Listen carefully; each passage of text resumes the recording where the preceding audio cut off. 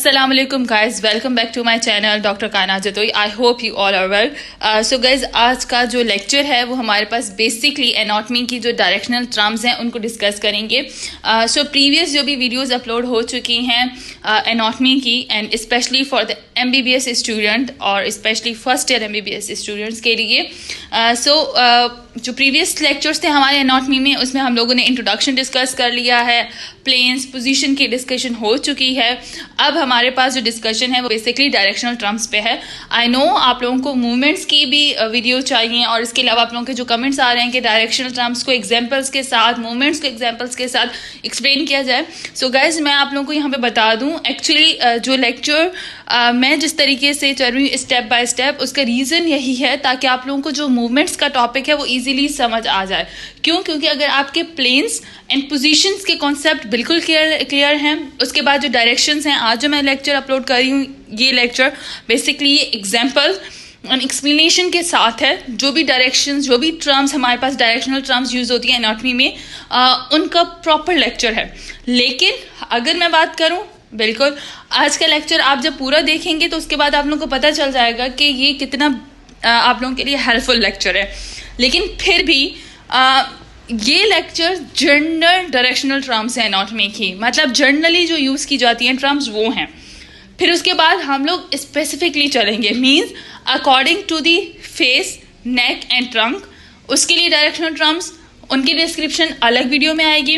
Then उसके बाद हमारे पास upper limb and lower limb, क्योंकि ये डायरेक्शनल टर्म्स कुछ टर्म्स ऐसी हैं जो जनरली तो यूज होती हैं, लेकिन जब हम उनकी इम्प्लीमेंट करते हैं according to upper limb, according to lower limb, तो फिर हमें रेफरेंस पॉइंट भी आर्म्स का और फुट का और लेग का लेना पड़ता है. ठीक है, तो इसलिए उनकी स्पेसिफिक वीडियोस अलग से आएंगी.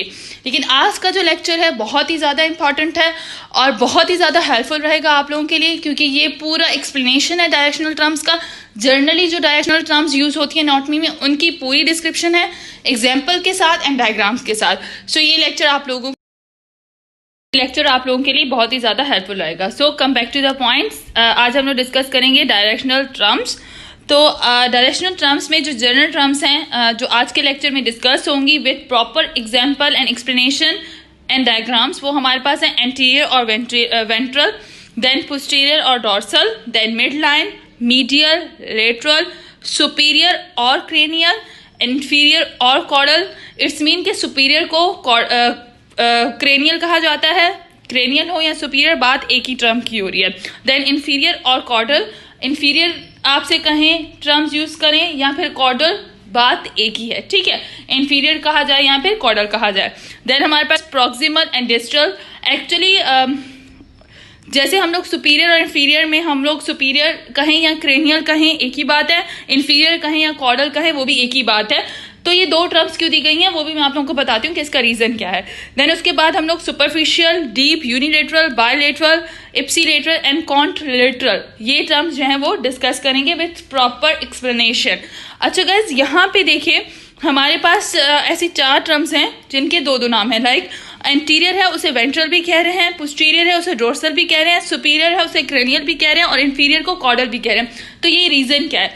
एक्चुअली इसका रीजन ये है कि हम लोग जनरल एनाटॉमी में, लाइक ग्रॉस एनाटॉमी में हम लोग मोस्टली एंटीरियर और पोस्टीरियर की टर्म्स यूज करते हैं. लेकिन एम्ब्रियोलॉजी जब हम लोग पढ़ते हैं तो उस वक्त एम्ब्रियो जो कि पार्ट है एनाटॉमी का, तो जब हम लोग एम्ब्रियो पढ़ते हैं तो उस वक्त हम लोग एंटीरियर की जगह पर मेनली यूजुअली जो है वो वेंट्रल की टर्म जो है उसे डिस्कस करते हैं, उसे यूज करते हैं. और जब पोस्टीरियर किसी भी स्ट्रक्चर की बात हो रही होती है तो एम्ब्रियो में उसके लिए हम लोग डॉर्सल का वर्ड जो है वो यूजुअली जो है वो डिस्कस करते हैं और वहाँ पे हाईलाइट करते हैं, यूज करते हैं. यूजुअली हम लोग पोस्टीरियर के लिए डॉर्सल की टर्म यूज करते हैं एम्ब्रियो में. इसी तरीके से जो सुपीरियर और इंफीरियर की है वो भी यही रीजन है. सुपीरियर और इंफीरियर यूजुअली ग्रॉस एनाटॉमी में यूज किया जाता है, बट जब एम्ब्रियो में उन टर्म्स की बात आती है तो सुपीरियर की जगह मोस्टली और यूजुअली जो है वो क्रेनियल यूज किया जाता है एंड इंफीरियर की जगह जो है वो कॉर्डल यूज किया जाता है. तो ये रीजन है इन टर्म्स को दो नाम देने का. ठीक है, तो बेसिकली आज की डायरेक्शनल टर्म हम लोग जनरली कौन कौन सी डिस्कस करेंगे? एंटीरियर और ventral, posterior dorsal, mid line, medial, lateral, superior cranial, inferior caudal, proximal, distal, then superficial, deep, unilateral, bilateral, ipsilateral and contralateral. So ये हमारे पास टर्म्स हैं जो आज हम लोग विद एक्सप्लेनेशन एंड एग्जाम्पल्स के साथ डिस्कस करेंगे। सो अगर हम लोग बात करते हैं एंटीरियर और वेंट्रल की, सो अगर आप लोग एंटीरियर और वेंट्रल की टर्म्स को यूज करते हैं तो उसका मकसद क्या होता है या फिर हमसे डिस्कस क्या कर रहे होते हैं। तो according to definition, anterior or ventral at or near the front of the view or front view is called the anterior ventral. Actually body का जो फ्रंट व्यू होता है किसी भी चीज का, बेसिकली आज हम लोग जो पढ़ रहे हैं वो एनाटॉमी है तो हम रेफरेंस पॉइंट में हम बॉडी को लेंगे। सो बॉडी का जो फ्रंट होता है, लाइक आप लोग एनाटॉमिकल पोजीशन पढ़ के आ चुके हो, तो एनाटॉमिकल पोजीशन का जो फ्रंट व्यू होता है उसे हम लोग वेंट्रल और एंटीरियर कहते हैं। ठीक है, उसे हम लोग क्या कहते हैं, एंटीरियर और वेंट्रल। इस डायग्राम में भी देखें, एनाटॉमिकल पोजीशन जो एक बेसिक पोजीशन होती है, ठीक है, और एक हमारे पास जो कह सकते हैं फंडामेंटल पोजीशन होती है, यहाँ पर आप ये कह सकते हैं जो कि हमारे पास यूजुअली एक रेफरेंस पॉइंट दिया जाता है एनाटॉमी में, एनाटॉमिकल पोजीशन का, उसका जो फ्रंट व्यू होता है उसे हम लोग एंटीरियर और वेंट्रल कहते हैं। तो जो भी स्ट्रक्चर फ्रंट में होंगे, लाइक फेस की बात हो रही है, ठीक है, फेस का फ्रंट व्यू, ठीक है, इस तरीके से चेस्ट का फ्रंट व्यू, लेग्स का, आर्म्स का फ्रंट व्यू, तो इट्स मीन कि हम लोग किसकी बात करें, एंटीरियर ऑफ द बॉडी। सो इस डायग्राम में एंटीरियर आप लोगों को नजर आ गया है, एक्सप्लेन भी हो गया है। सो एंटीरियर वेंट्रल की जब भी बात हो तो इट्स मीन्स के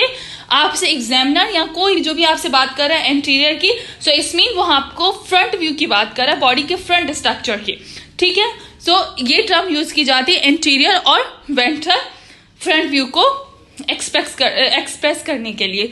सो आई होप आप एंटीरियर और वेंट्रल का जो कॉन्सेप्ट है वो क्लियर हो गया होगा। देन आप पोस्टीरियर और डॉर्सल की बात करें तो अगर एंटीरियर का क्या मतलब था कि फ्रंट व्यू, तो पोस्टीरियर और डॉर्सल का मतलब होगा बैक व्यू। तो आप जो एनाटॉमिकल पोजीशन पढ़ते हैं उसका अगर बैक व्यू देखें, सो बॉडी की जो बैक देखें हम लोग, ठीक है, उसे हम लोग क्या कहते हैं, हमारे पास वो पोस्टीरियर यहाँ पे डॉर्सल एस्पेक्ट है हाँ बॉडी का। सो अगर डेफिनेशन देखें posterior dorsal eight or near the back of the body, back view is called the posterior और डॉर्सल। सो बेसिकली पोस्टीरियर और डॉर्सल पे हमारे पास जो है ये टर्म मतलब बॉडी का जो बैक व्यू होगा उसे हम लोग क्या कहेंगे, पोस्टीरियर। अब ये बात आएगी कि वेंट्रल, पोस्टीरियर, डॉर्सल और इंटीरियर ये टर्म्स क्यों यूज की जा रही है। सो गाइस, आप जब भी सर्जरी में जाते हो या फॉर एग्जांपल आपको एग्जामिनर कहे कि मुझे इस बॉडी का पोस्टीरियर एस्पेक्ट दिखाओ या फिर कुछ भी सरफेस मार्किंग के कुछ ऑर्गन्स के पोस्टीरियर से दिखाओ मुझे, तो आप लोग कैसे, आपको जब पता ही नहीं होगा कि पोस्टीरियर किस बात की बात हो रही है, किस चीज को वो पोस्टीरियर, अब वो तो ये नहीं कहेगा ना कि आप लोग इस बॉडी को उल्टा करें, नहीं, वो आपको कहेंगे इसका पोस्टीरियर व्यू, इस बॉडी का पोस्टीरियर व्यू मुझे बताओ कौन सा है, इस बॉडी का वेंट्रल व्यू कौन सा है, या एंटीरियर व्यू कौन सा है, या डॉर्सल व्यू कौन सा है। तो आपको पता होगा कि अगर वो एंटीरियर की बात कर रहा है या फिर हमारे पास वेंट्रल की बात कर रहा है, इट्स मीन्स वो कह रहे हैं कि फ्रंट ऑफ बॉडी, इसका फ्रंट ऑफ बॉडी का है, यहाँ पे इस ऑर्गन का फ्रंट कौन सा है, इस ऑर्गन का पोस्टीरियर कौन सा है। क्योंकि जब आप ऑर्गन्स पढ़ते जाएंगे तो आपको डिफरेंट तरीके से बताया भी जाएगा कि कुछ स्ट्रक्चर पोस्टीरियरली होते हैं, कुछ स्ट्रक्चर जो है वो एंटीरियरली होते हैं।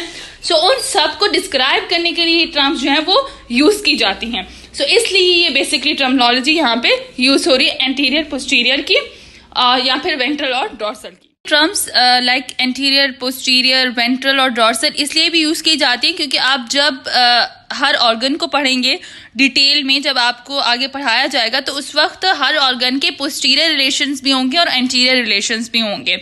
सो वो स्ट्रक्चर जो उसके फ्रंट में होंगे उस ऑर्गन के, उन्हें हम लोग एंटीरियर कहेंगे, और जो स्ट्रक्चर उस ऑर्गन के बैक व्यू में होंगे उन्हें हम लोग पोस्टीरियर कहेंगे। सो उस वक्त ये टर्म्स जो हैं वो यूज होती हैं और ये कॉमनली टर्म्स यूज होंगी जब आप लोग देखेंगे, जब भी आप लोग वो स्ट्रक्चर्स पढ़ेंगे या वो स्ट्रक्चर्स देखेंगे या आप एग्जामिन करेंगे। और उसके अलावा इसी तरीके से हमारे पास जो है वो डॉर्सल और वेंट्रल जो है हमारे पास नॉर्मली कहाँ पे यूज होगा, एम्ब्रियो में। इसी तरीके से होगा कि इसकी डॉर्सल एस्पेक्ट क्या है इस ऑर्गन का, वेंट्रल एस्पेक्ट क्या है, या फिर इसके डॉर्सली कौन से स्ट्रक्चर है, इसके वेंट्रिकली। सो ये सारी चीजें इसलिए ये टर्म्स जो है वो एनाटॉमी में इंट्रोड्यूस करवाई गई हैं ताकि एक लैंग्वेज है एज यूजुअल, जैसे मैंने आप लोगों को पहले बताया था कि एनाटॉमी की अलग लैंग्वेज है, तो ये एनाटॉमी की बेसिकली लैंग्वेज है। देन हमारे पास है इंटीरियर और वेंटीरियर, पोस्टर और डॉर्सल की ये डायग्राम है, आप लोग इसमें से देख लें। ये बेसिकली एक एनाटॉमिकल पोजीशन है, उसका एंटीरियर व्यू और पोस्टीरियर व्यू दिखाया गया है। और इस डायग्राम में क्लियर हो रहा है कि इस बॉडी का इंटीरियर और वेंट्रल एस्पेक्ट क्या है और इस बॉडी का पोस्टीरियर और डॉर्सल एस्पेक्ट क्या है। सो आप लोग ये देख लें तो अब आप लोगों को ये टर्म्स याद हो जाएंगी, आप लोगों के लिए कोई प्रॉब्लम नहीं होगी, क्योंकि यहाँ पे पूरी एक डिस्क्रिप्शन दी गई है with example with diagrams. So I hope ये आप लोगों को अब समझ आ रही हैं। और आप लोगों ने अभी तक अगर मेरे चैनल को सब्सक्राइब नहीं किया तो सब्सक्राइब कर लें, ताकि मेरी जो भी न्यू वीडियोज़ हैं उसका नोटिफिकेशन आपको सबसे पहले मिल जाएगा और आप लोग ईजिली जो है उस लेक्चर को अवेल कर सकते हैं और उस अपॉर्चुनिटी को अवेल कर सकते हैं। देन अब हम लोग चलते हैं mid line. So guys, mid line की बात होगी तो मिड लाइन क्या है उसे डिस्कस करते हैं। डायग्राम से तो आप लोगों को पता चल रहा होगा, लेकिन पहले हम लोग डेफिनेशन की तरफ चलते हैं। An imaginary vertical line that divides the body equally into the right and left halves is called the mid line. So mid line का बेसिकली मतलब होता है कि वो लाइन जो कि एक इमेजिनरी लाइन, एक सर्जन या फिर एक एग्जामिनर या फिर एक स्टूडेंट, कोई भी आप समझ रहे हैं, एक सर्जन जो है वो एक इमेजिनरी लाइन ड्रॉ करता है अपने माइंड में, वो लाइन के इस बॉडी के मिड में कौन से स्ट्रक्चर्स हैं, like mid of the body, middle of the body. For example, अगर आपको आप सर्जरी वार्ड में हैं, ठीक है, आपसे डॉक्टर कह रहा है या फिर आपसे कोई सर्जन कह रहा है कि इस बॉडी को डायसेक्ट करना है फ्रॉम मिड लाइन से, तो आप तो कंफ्यूज हो जाएंगे मिड लाइन, या फिर आप श्योर नहीं होंगे। लेमैन तो मे भी आप अगर अपनी लेमैन लैंग्वेज में समझ जाएं कि यार मिड लाइन का मतलब तो यही है कि मीन्स कि हमें इसे मिडल से क्रॉस करना है, लेकिन आप एनाटॉमी की लैंग्वेज में आपको एक पूरा कॉन्फिडेंस हो कि what is the meaning of mid line, तो उस वक्त मिड लाइन का मतलब यही होगा कि आपको बॉडी को मिडल में से कट करना है। सो बॉडी को मिडल में से कट करना है, दो इक्वल हाफ्स में, right half and left half में। सो इसे हम लोग मिड लाइन कहते हैं। ये डायग्राम में भी शो हो रही है, बिल्कुल मिडल ऑफ दी बॉडी जो है वो एक लाइन ड्रॉ की गई है, इसे हम लोग मिड लाइन कहते हैं। अच्छा, यहाँ पे आप लोग कहेंगे तो मीडियल प्लेन भी तो इसी की तरह था कि डॉक्टर हमें कहे कि आप लोग मीडियल प्लेन में इसे जो डिवाइड करें। सो गाइस, मीडियल प्लेन एक पर्टिकुलर टर्मिनोलॉजी है, ठीक है। मिड लाइन भी आप कंसिडर कर सकते हो कि मिड लाइन के वक्त जो है वो मीडियन की टर्म को भी आप यूज कर सकते हो कि इस बॉडी को मीडियन प्लेन में जो है वो डायसेक्ट किया जाए, तो ये वहां पे भी यूज हो सकती है। लेकिन एक आम लैंग्वेज जो आप समझ रहे हैं कि एनाटॉमी में जनरली मिड लाइन की भी टर्म्स यूज की जाती हैं, बट बेसिकली मीडियन प्लेन्स हैं, उनको बॉडी के प्लेन्स के जब हम लोग प्लेन्स को स्पेसिफाई करते हैं तो उस वक्त मीडियन प्लेन की बात हो रही होती है। लेकिन जनरली आपसे कोई भी मिड लाइन की बात करे तो ये बहुत ही इजी एक्सपेक्ट है आप लोगों के लिए कि मिड लाइन का मतलब कि आप उसे बॉडी को टू इक्वल हाफ्स में डिवाइड करें, right half and left half में। और मिड लाइन की टर्म्स क्यों यूज होती है? यूजुअली अगर फॉर एग्जांपल कोई भी स्पॉट है, फॉर एग्जांपल कोई भी इंजरी है, डॉक्टर जब दूसरे असिस्टेंट डॉक्टर से बात करता है तो उस वक्त वो ये नहीं कह रहा होता कि इसकी बॉडी के बीच में जो है ये स्पॉट बना हुआ है और इसे डायग्नोज करो, नहीं, बल्कि वो उसे कहता है अपनी लैंग्वेज में कि जब भी एक हिस्ट्री लिख रहे होते हो तो उस वक्त बेसिकली मिड लाइन का लफ्ज इस्तेमाल किया जाता है। जब भी एक असिस्टेंट जो होता है वो अपने सर्जन को हिस्ट्री लिख के दे रहा होता है, आप लोगों ने खुद भी देखा होगा बहुत सारे हॉस्पिटल्स में ये टर्म्स यूज की जाती हैं। जब हिस्ट्री लिख रहा होता है कोई भी असिस्टेंट, तो उस वक्त जब वो कोई पॉइंट शो कर रहा होता है तो वो ये टर्मिनोलॉजीज यूज करता है। फॉर एग्जांपल, अगर कोई आप लोगों की मिड लाइन पे, बॉडी की मिड लाइन पे कोई स्पॉट है और उसे सर्जन को, उस असिस्टेंट ने जो है वो हिस्ट्री प्रोवाइड करनी है, तो वहां पे वो टर्मिनोलॉजी मिड लाइन यूज करेगा कि वो स्पॉट जो है वो इस पर्सन की बॉडी के मिड लाइन पे है, ठीक है। वो ये टर्म्स यूज करेगा, वो इस तरीके से यूज नहीं करेगा कि बॉडी के बीच में ये स्पॉट है। तो ये टर्म्स इसलिए यूज की जाती हैं ताकि वो कन्वर्सेशन जो हो एक डॉक्टर के और एक सर्जन के दरमियान में और एक असिस्टेंट डॉक्टर के दरमियान में ये टर्म्स इजीली यूज हो सके।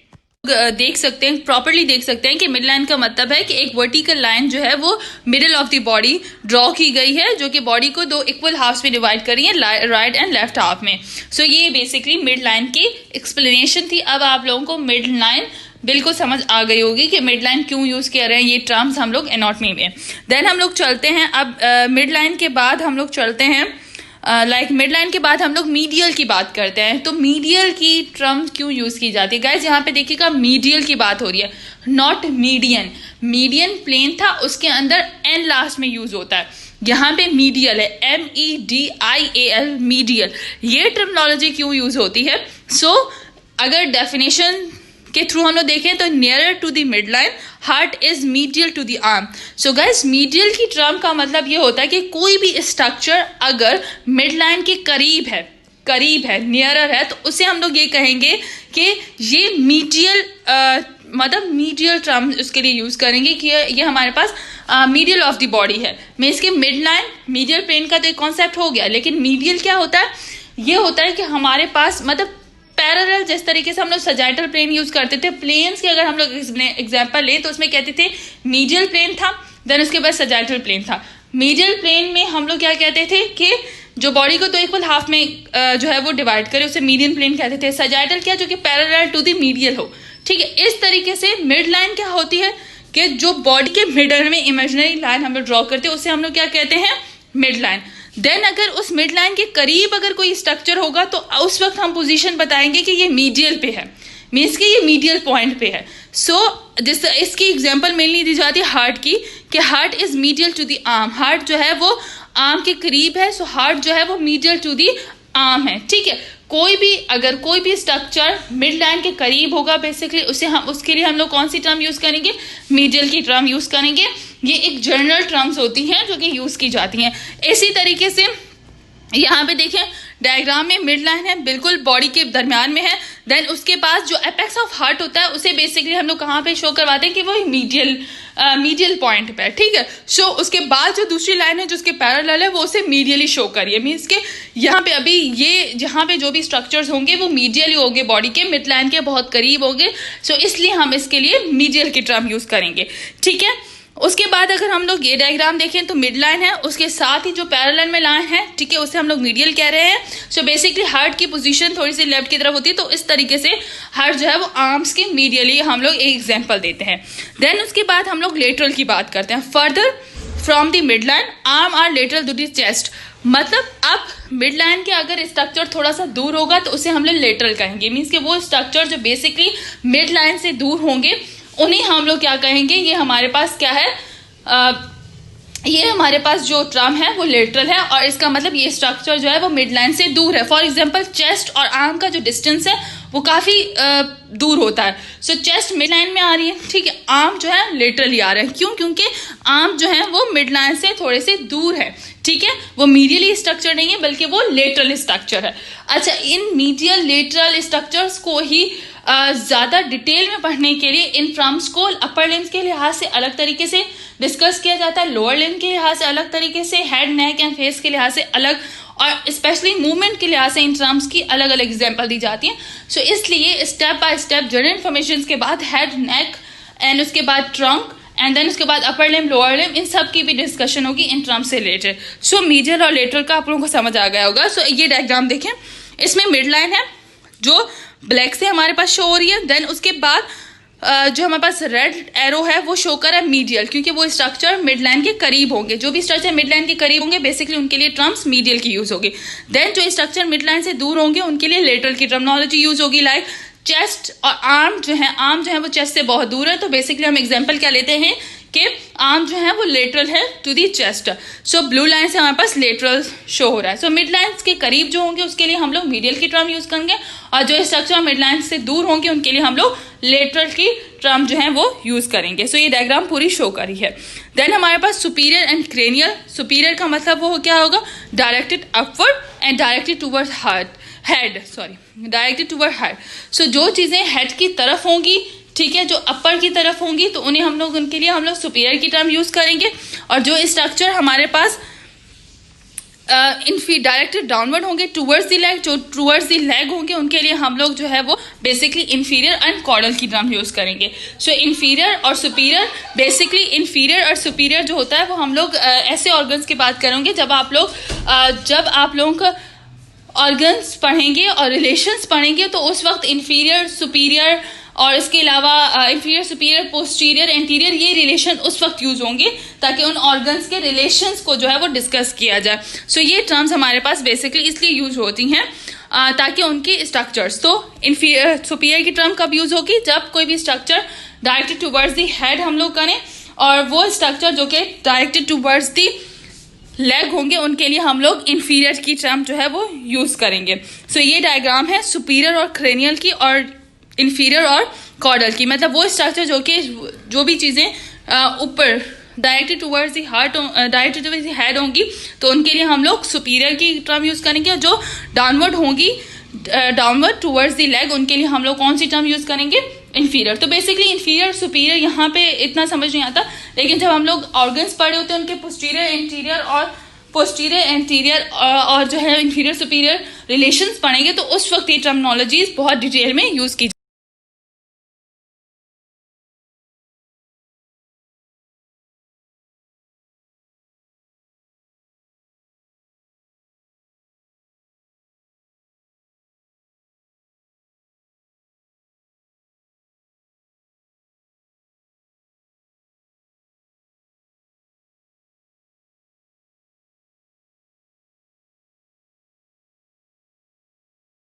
टर्म बेसिकली शो करिए सुपीरियर और क्रेनियल ट्रम्स को एंड इंफीरियर और कॉर्डल ट्रम्स को। सो ये अब आप लोगों के लिए इजी हो जाएंगे इन डायग्राम्स को देखने के बाद। देन हम लोग ये एक पूरी डायग्राम है जिसमें हमारे पास mid line, medial, lateral, superior, cranial and inferior and caudals show की जा रही है। मिड लाइन में देखिए एक बॉडी के बीच में एक वर्टिकल लाइन है।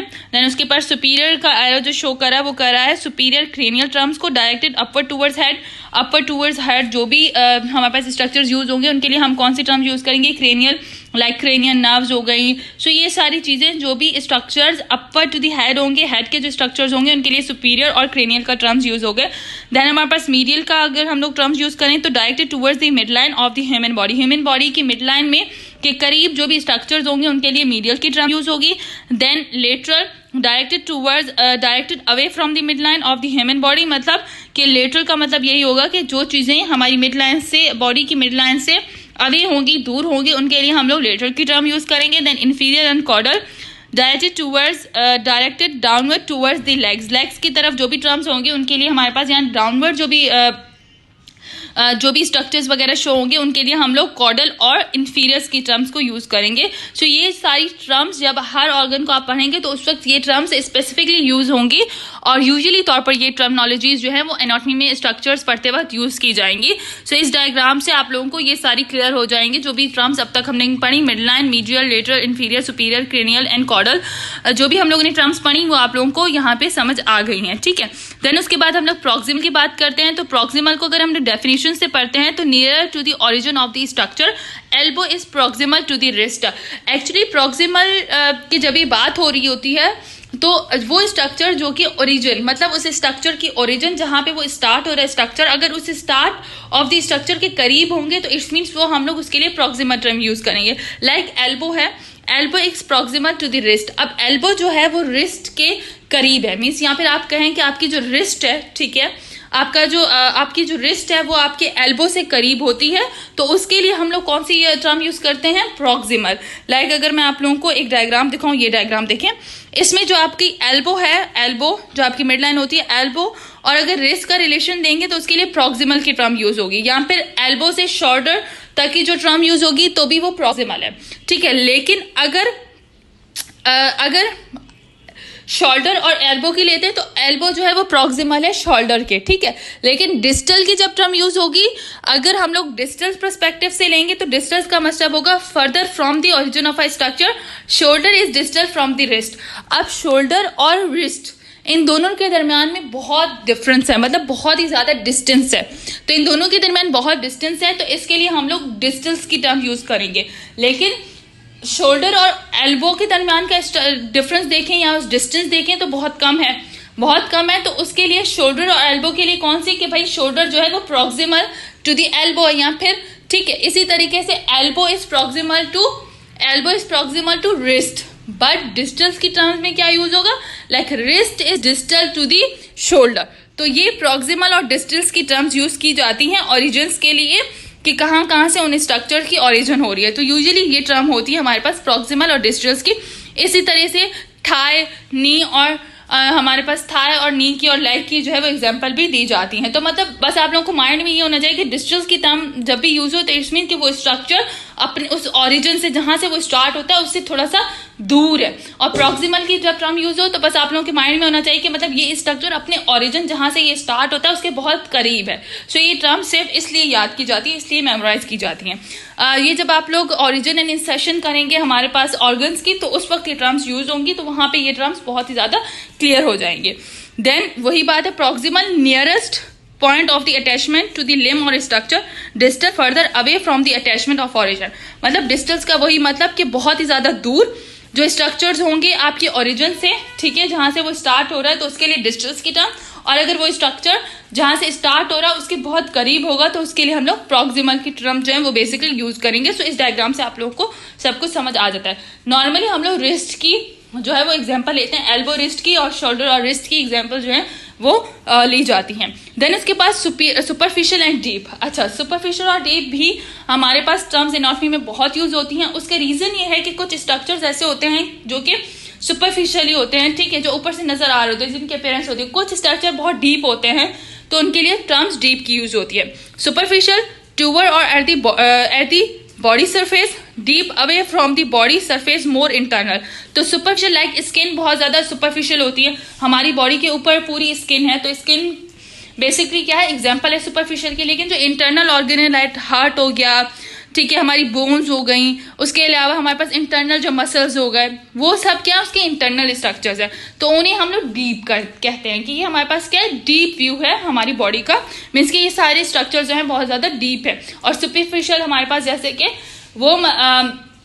वो स्ट्रक्चर जो कि हम लोगों को बाहर नजर आ सकते हैं, जो कि बॉडी की सरफेसेस के ऊपर होते हैं, इसलिए हम लोग डीप और सुपरफिशियल की टर्म्स यूज होती हैं। और आगे चल पे के हर ऑर्गन के साथ सुपरफिशियल और डीप की टर्म्स जो है वो यूजुअली तौर पर इंट्रोड्यूस की जाती हैं। अब सुपरफिशियल और डीप के बाद हम लोग आगे चलते हैं यूनिलेटरल टर्म्स। अच्छा, यूनिलेटरल टर्म का क्या मतलब होता है, आगे डेफिनेशन की तरफ चलते हैं। Structure occurring only one side of the body, example the spleen is unilateral.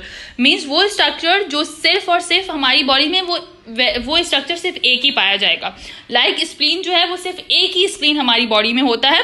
सो इसकी एग्जांपल ये स्प्लीन की, तो वो स्ट्रक्चर जो कि नॉर्मली हमारी बॉडी में एक ही पाया जाए, लेकिन मतलब आप लोग इसकी एग्जांपल इस तरीके से ले, जैसे आइज हमारे पास दो हैं, ठीक है, हमारी नॉर्मल आइज जो है हमारे पास पेयर्स में होती हैं। देन उसके साथ नोज जो है वो हमारे पास सिर्फ हमारे पास एक ही नोज है, तो इट्स मीन कि वो नोज का स्ट्रक्चर जो है हमारे पास यूनिलेटरल है। सो इसी तरीके से ये टर्म्स यूज होती हैं। अच्छा, यूनिलेटरल बायोलेटरल ये तो मैं अभी समझा रही हूँ, लेकिन ये टर्म्स ज्यादातर शॉक में यूज होती हैं, वो आगे चल के मैं आपको डिस्कस करूंगी कि उसका रीजन क्या है। अभी सिर्फ यूनिलेटरल मीन्स कि वो स्ट्रक्चर जो कि सिर्फ हमारी बॉडी में एक ही है।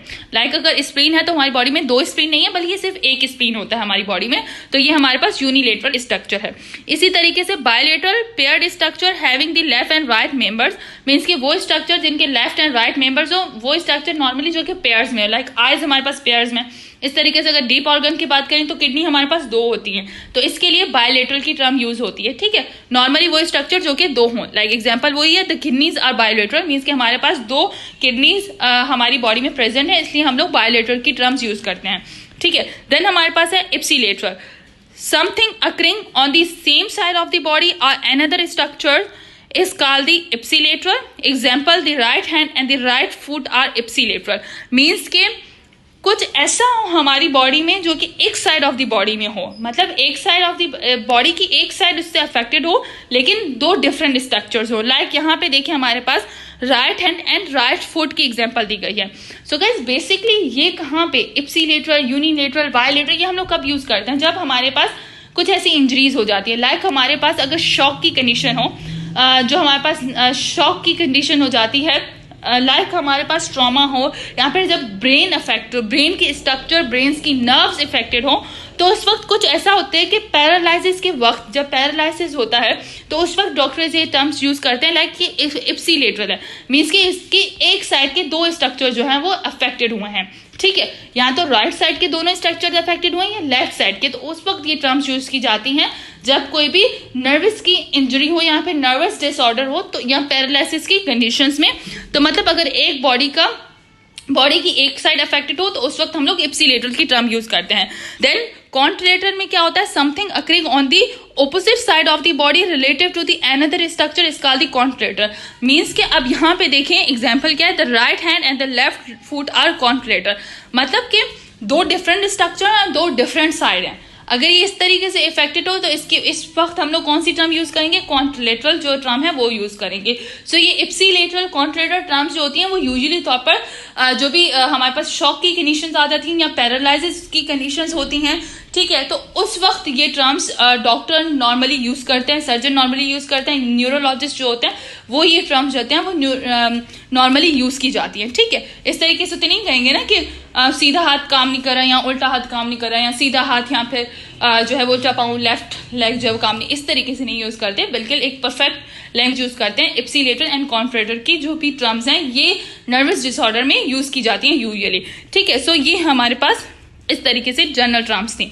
सो अगर हम लोग बात करें, एक बार मैं लेके चलूँ आप लोगों को लेक्चर के स्टार्टिंग में, तो हमने बेसिकली जो कहा था कि anterior ventral, posterior dorsal, midline, medial, lateral, superior, cranial, inferior, caudal, proximal, distal, then superficial, deep, unilateral, bilateral, ipsilateral and contralateral, ये सारी टर्म्स हम लोगों ने डायग्राम्स के साथ, फुल डायग्राम्स के साथ, एग्जाम्पल्स के साथ और जो है वो प्रॉपर डेफिनेशंस के साथ और एक लेमन लैंग्वेज के साथ भी और एक प्रोफेशनल जो लैंग्वेज यूज़ की जाती है सर्जन डॉक्टर्स की तरफ से, उस पूरी एक्सप्लेनेशन के साथ मैंने इन टर्म्स को आपके सामने जो है वो एक्सप्लेन किया है। तो अब ये टर्म्स आप लोगों के लिए इजी हो गई होंगी, आप लोगों के लिए इनके स्ट्रक्चर्स भी जो हैं वो इजी हो गए हैं।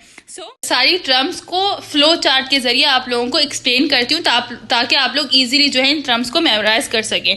सो गाइस, ये कुछ चार्ट्स हैं, उनके अंदर कुछ टेबल्स बने हुए हैं, उनके अंदर इन टर्म्स को यूज किया गया है, लाइक सुपरफिशियल, क्रेनियल और सिफेलिक। अगर सिफेलिक का वर्ड भी आए तो भी आप लोग जो है समझेगा कि आपसे सुपीरियर स्ट्रक्चर की बात हो रही है। अच्छा, सिफेलिक ये वाली टर्म्स जो होंगी वो एम्ब्रियो में ज़्यादा यूज होती हैं, तो इस वजह से हम लोगों ने ग्रॉस एनाटॉमी में इनको इतना डिस्कस नहीं किया।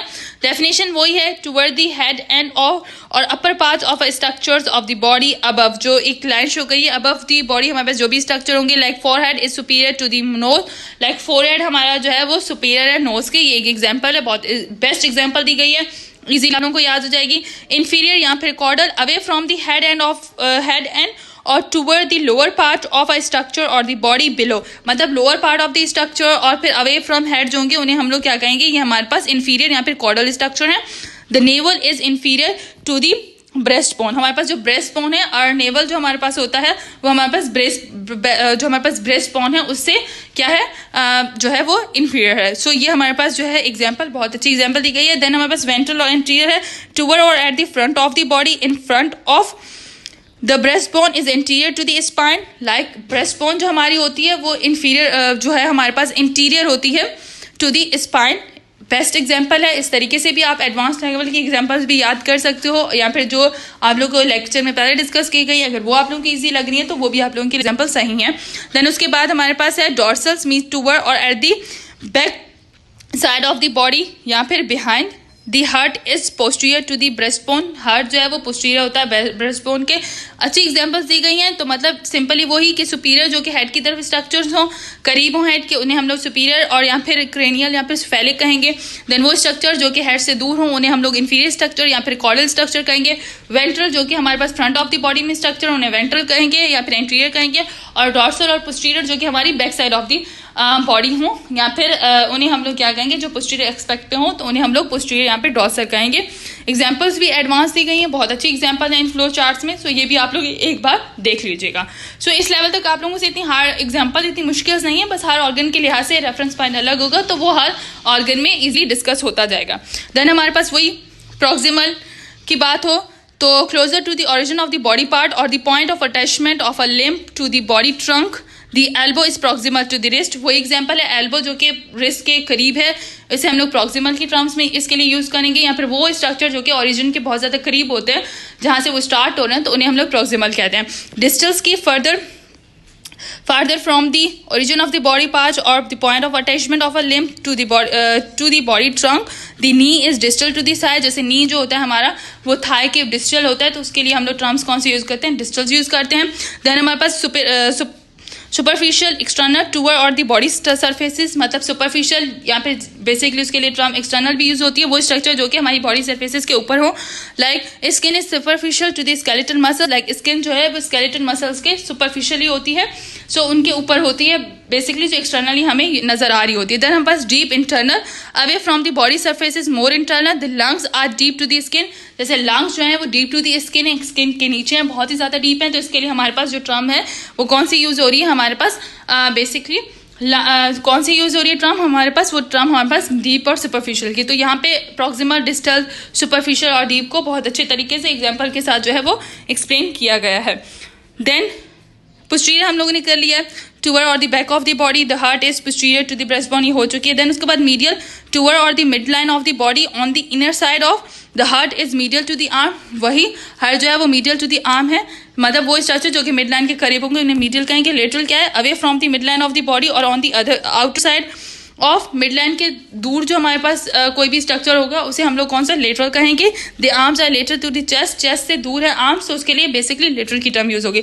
इंटरमीडिएट, ये आप देख लें, between a more medial and a more lateral structure, the collarbone is intermediate between the breastbone and the shoulder. Collar bone जो हमारे पास होती है, नेक की बोन होती है, वो हमारे पास कॉलर बोन जो होती है वो शोल्डर और ब्रेस्ट बोन के दरमियान में होती है। तो वो स्ट्रक्चर जो बेसिकली मिड लाइन और लेटरल लाइन दोनों के दरमियान में हो, उनके लिए इंटरमीडिएट की टर्म जो है वो यूज होगी। सो ये ज़्यादा यूज नहीं की जाती, बट ये आप लोगों को लेमन की लैंग्वेज में भी आप लोगों को इंटरमीडिएट का पता है कि बहुत ज़्यादा दोनों चीज़ों के करीब बीच में जो हमारे पास स्ट्रक्चर है उसे हम लोग इंटरमीडिएट कहेंगे। देन हमारे पास सुपरफिशियल डीप की टर्मिनोलॉजी डिस्कस हो चुकी है। इप्सिलेटर एंड क्वाड्रिलेटरल, इप्सिलेटर मतलब on the same side, the right hand and the right foot are ipsilateral, मतलब राइट हैंड और राइट फुट मतलब different structure but same side पे होंगे तो हमारे पास इप्सिलेटरल। एंड कॉन्ट्रेटर मतलब on opposite side, the right hand and the left leg are the contralateral, मतलब वो स्ट्रक्चर जो कि स्ट्रक्चर डिफरेंट स्ट्रक्चर और डिफरेंट साइड्स पे अगर वो इफेक्टेड हुए हैं तो उसके लिए हम लोग कॉन्ट्रेटर की टर्म जो है वो यूज करेंगे। ये हमारे पास चार्ट है, यूनिलेटरल, बायलेटरल, इप्सिलेटर, कॉन्ट्रेटर का। यूनिलेटरल मीन कि वन साइड, अगर एक साइड इफेक्टेड हुई है और एक ही ऑर्गन इफेक्टेड हुआ है तो हमारे पास ये है। बायलेटरल मतलब एक स्ट्रक्चर, दोनों स्ट्रक्चर इफेक्टेड हुए हैं और दोनों साइड पे हैं प्रेजेंट है, तो इस मीन्स के बायलेटरल। इप्सिलेटर मतलब same side of the body, मतलब दोनों स्ट्रक्चर डिफरेंट स्ट्रक्चर लेकिन सेम साइड पे, और अगर वही अपोजिट साइड पे स्ट्रक्चर्स हैं और अपोजिट साइड्स भी हैं, अपोजिट स्ट्रक्चर भी हैं, तो उसके लिए हमारे पास कॉन्ट्रेटर की टर्म्स जो हैं वो यूज होंगी। सो ये हमारे पास जो टर्म्स हैं यूनिलेटरल, बायलेटरल, इप्सिलेटरल और कॉन्ट्रेटर के हिसाब से हमारे पास जो टर्म्स हैं उनको यहाँ पे जो है वो क्लियरफाई किया गया है। सो ये फ्लो चार्ट बहुत ही ईजी है और ये फ्लो चार्ट मेमोराइज करने के लिए भी आप लोगों को समझ आ गए होंगे कि कैसे हम लोगों ने इन फ्लो चार्ट्स में भी जो है वो डायग्राम्स को शो किया है ताकि वो आप लोगों के लिए इजीली एग्जांपल्स के थ्रू आप लोग इन्हें जो है वो अच्छे तरीके से समझ सकें। ये बेसिकली नर्वस जो भी डिसऑर्डर होते हैं उस वक्त इन चीज़ों को जो है वो डिस्कस किया जाता है इन लैंग्वेज के अंदर थ्रू, इन टर्म्स के थ्रू। अब आप लोगों को इन डायग्राम्स के थ्रू ये सारी चीज़ें जो है वो वेल एक्सप्लेन हो चुकी हैं एग्जाम्पल्स के साथ। देन हम एक और मैं चार्ट आप लोगों को दिखाती हूँ, इसके अंदर जो है वो बहुत ही अच्छा एक्सप्लेनेशन है, लाइक डिस्टल्स को एक्सप्लेन किया गया है further away from the trunk. Then उसके बाद प्रॉक्सिमल के लिए नियरर टू द ट्रंक, जो चीज़ें नियरर हैं ट्रंक्स के लिए, posterior at or near the back, anterior at or near the front, mid sagittal plane को भी जो है वो डिस्कस किया है, फ्रंटल प्लेन दिया है, superior closer to the head or the upper part of the structure, transverse plane दिया हुआ है, inferior further from the head or toward the lower part of the structure. So ये diagram जो है वो easily आप लोगों को डेमोस्ट्रेट की गई है ताकि आप लोगों को इजीली ये सारी टर्म्स जो है वो आप लोगों को समझ आ सके। सो ये पूरा लेक्चर है डायरेक्शनल टर्म्स पे, लेकिन फिर भी गाइस ये इंट्रोडक्शन है। आई नो मैंने बहुत डीप जाके आप लोगों को समझाया है with proper example, with proper diagrams के साथ, बट पॉइंट ये है कि एक्चुअली ये लेक्चर जो है वो आप लोगों को जिस तरीके से समझाया गया है उसका बेसिक रीजन यही है ताकि आप लोगों को अगर आगे चल के जो मैं अपर लिम, लोअर लिम और रेफरेंस देके, हेड एंड नेक का रेफरेंस देके ये टर्म्स यूज करूंगी तो आप लोगों के लिए इजी हो जाएगा। और ये वीडियो इसलिए भी हेल्पफुल है क्योंकि हम जब मूवमेंट्स करेंगे बॉडी की तो उस वक्त भी ये सारी टर्म्स आप लोगों के लिए बहुत ज़्यादा हेल्पफुल रहेंगे अगर आप लोगों ने प्लेन्स, पोजीशंस और स्ट्रक्चर्स वगैरह अच्छे से पढ़े हैं। सो अगर मेरा ये लेक्चर आप लोगों को समझ आया है और अच्छे से आप लोगों को मेमोराइज भी हो गया, सो गाइस मेरे चैनल को लाइक करें, शेयर करें और सब्सक्राइब भी करें। इसके अलावा वीडियोस को लाइक किया करें, जिस तरीके से आप लोग कमेंट्स करके अपनी क्वेरीज में जो बताते हैं इस तरीके से लाइक किया करें। मैं ये वीडियोस आप लोगों के लिए बनाती हूँ ताकि आप लोगों के लिए ये सारी चीज़ें जो है हेल्पफुल हो सकें। सो हर वीडियो को लाइक किया करें क्योंकि मुझे पता चले कि आप लोगों को ये सारे लेक्चर जो है समझ आ रहे हैं। सो टिल दैट, अल्लाह हाफिज़ गाइस।